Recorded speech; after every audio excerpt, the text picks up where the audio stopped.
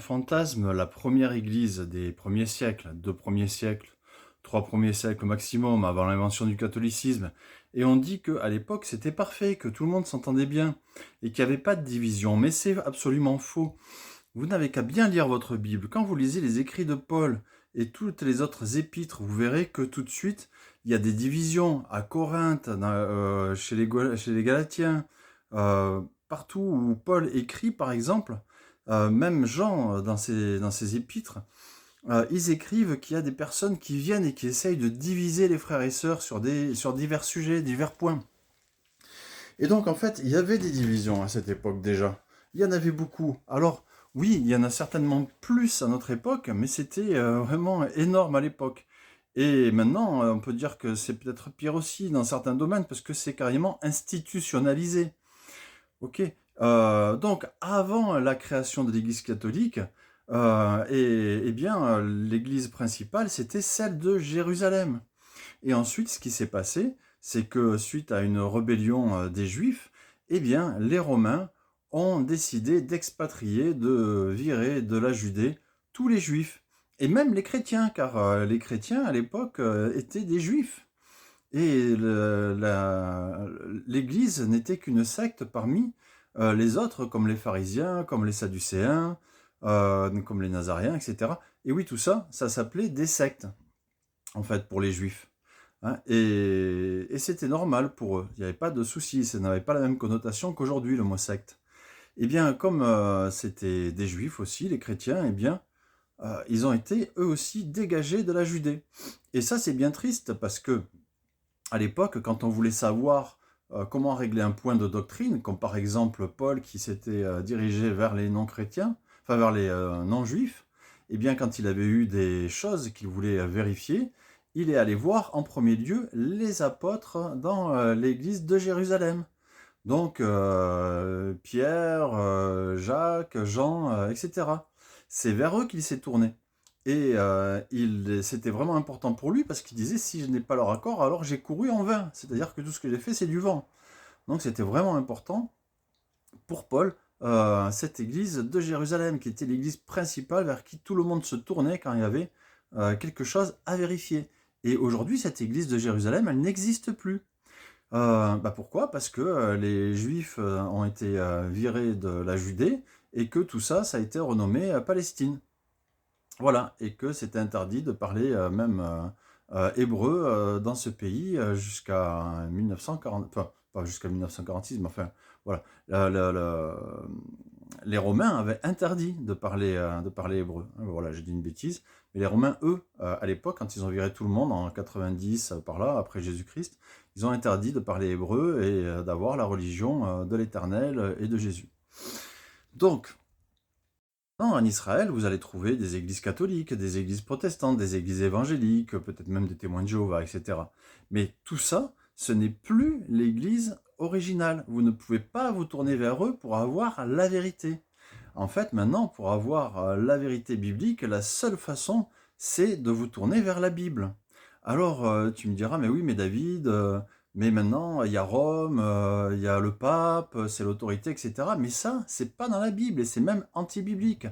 Parce que l'apôtre Pierre, il a jamais mis les pieds, enfin, en tout cas, ce n'est pas lui qui a créé l'église de Rome, puisque l'église de Rome, on le comprend quand on lit l'épître aux Romains, elle a été créée par des disciples qui ont été formés par Paul. Et c'est pour ça que Paul dit j'aimerais venir vous enseigner, etc. Et c'est pour ça qu'il se permet de les enseigner aussi dans l'épître aux Romains, parce qu'il dit lui-même aussi qu'il ne travaille pas dans le champ de quelqu'un d'autre. Donc si Pierre avait mis en place l'église de Rome, eh bien Paul ne se serait jamais permis d'écrire comme il a écrit aux Romains, ni d'avoir envie de les visiter pour leur communiquer des grâces, etc.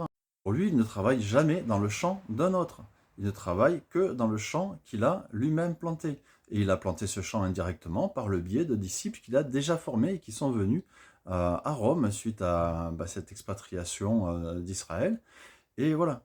Par rapport aux doctrines, je te pose une question, puisque tu ne peux plus monter maintenant vers l'église de Jérusalem, puisqu'elle n'existe plus. Eh bien, quand tu te poses une question, mon conseil, c'est de lire d'abord dans la Bible. Maintenant, après, si tu ne comprends pas par rapport à la Bible ce qui est écrit, essaye de te poser la question, comment les premiers chrétiens réglaient le problème que tu te poses. Si tu ne le comprends toujours pas, essaie, prie, voilà, tu pries, et puis tu attends l'éclairage du Saint-Esprit, et tu relis, et puis tu continues à lire ta Bible, et tu vas tomber sur un passage qui peut-être va expliquer, parce que ce qui est dit et ce qui est juste, c'est que la Bible explique la Bible. Maintenant, si tu ne comprends toujours pas, demande à plusieurs chrétiens, pas un seul, mais plusieurs. Comme ça, tu as plusieurs avis.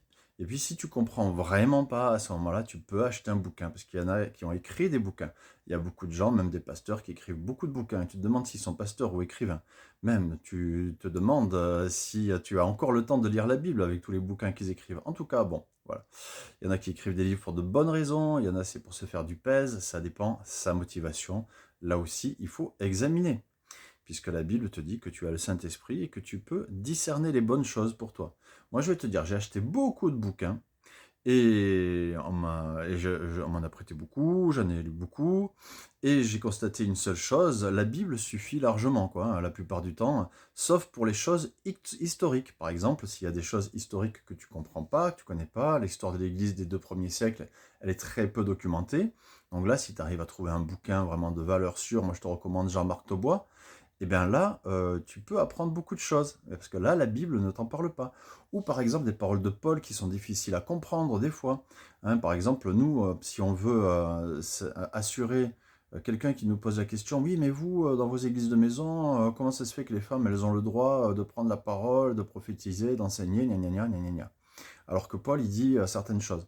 Eh bien, pour justifier notre position, c'est quand même important qu'on puisse avoir lu des personnes qui expliquent pourquoi notre position est juste et de pouvoir s'y référer et d'apporter les preuves. Parce que le texte est écrit en français, quand tu lis en français, ou en anglais, quand tu lis en anglais, etc. Mais il n'est plus dans la langue originale grecque, et du coup, tu perds le sens vraiment du texte. Et quand tu retrouves le sens de chaque mot qui sont utilisés dans chaque phrase et dans le contexte, et bien là, tu retrouves le sens du texte, le vrai sens du texte. Et là, tu as des preuves que tu peux avancer pour justifier ta position. Mais discuter sur des choses, sur l'âme, sur les diverses interprétations de l'Apocalypse, sur, ouais, je sais pas, plein de sujets, la Trinité par exemple, l'âme, le corps et l'esprit, blablabla, blablabla, blablabla. Peut-on perdre son salut, et patati et patata, tu vois? Et bien tout ça, ok, tu peux mettre ton fric là-dedans, ou tu peux le mettre dans l'œuvre de Dieu, mais sache que le plus important, c'est Jésus. Et la plupart des choses importantes, tu vas les trouver dans la Bible. Et les bouquins, en fait, la plupart des bouquins, ils se contredisent. Et puis ça va te mettre la tête dans le brouillard. Donc voilà, je te recommande pas les bouquins, moi je te recommande la Bible, la Bible, la Bible. La prière, le Saint-Esprit. Et maintenant, si vraiment tu n'arrives pas à comprendre, tu poses la question à divers chrétiens, à plusieurs, comme ça tu as divers points de vue. Et puis tu choisis ce que l'Esprit Saint te met à cœur. Voilà. Parce que ce qui est fait avec foi, ce n'est pas péché. Mais ce qui est fait sans la foi, la Bible dit que là, c'est péché, par contre. Voilà. Parce que tu n'es pas sûr de ce que tu fais, tu doutes, et tu te mets tu es en faute dans ta tête, en fait, tu vois. Tu te convaincs toi-même de péché parce que tu n'es pas sûr de ce que tu fais. Alors que si tu es sûr, parce que c'est ce que tu ressens du Saint-Esprit dans ton cœur, après avoir vérifié dans la Bible, bien sûr, hein, que c'est juste, eh bien là, c'est ok, c'est bon. Ta conscience ne t'accuse pas de péché, et ni le Saint-Esprit. Voilà, donc sois béni, et puis après, avec tout ça, ben, si tu veux acheter des bouquins, c'est pas mal d'acheter des bouquins, il y en a qui sont très intéressants. Sois béni et continue à lire la Bible et à être guidé par le Saint-Esprit. Bisous.